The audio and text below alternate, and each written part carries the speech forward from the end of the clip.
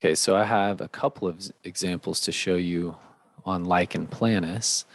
So you have a shaved biopsy. You don't know if it's a rash or a lesion here. If it was told you clinically that it was a rash, then that's going to be important because if it was a lesion, then you might be entertaining some type of benign lichenoid keratosis. But if it's a rash, especially if they described it as flat top purple polygonal papules, the classic description, then you would definitely be thinking about a lichen planus here.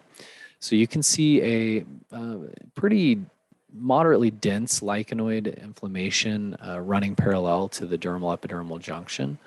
So from this power, you can appreciate that these are just lymphocytes. They don't look very atypical.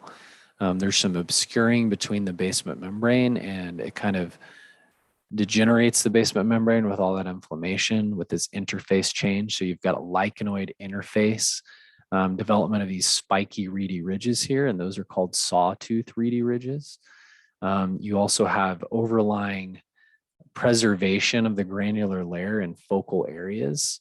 So you can see the stratum corneum is mostly a basket weave on the edges, and then in the center, it's more of a compact hyperorthokeratosis. You have some dyskeratotic cells.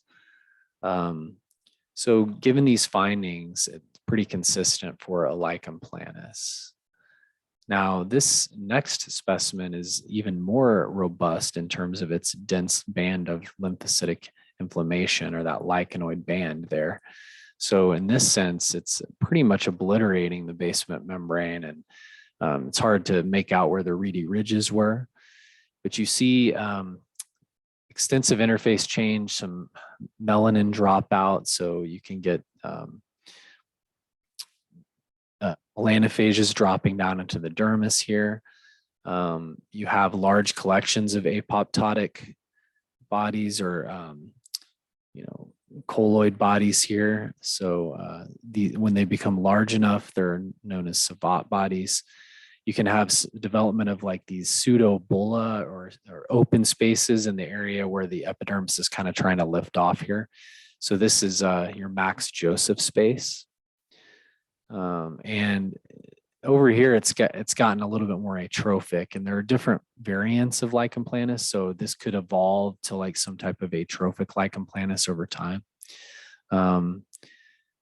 But this is pretty good for just to illustrate the dense lichenoid inflammation that you're going to see in lichen planus, contrasting it to this specimen, which could have definitely been more of an evolving specimen. So here's just a couple of good examples of lichen planus here for you.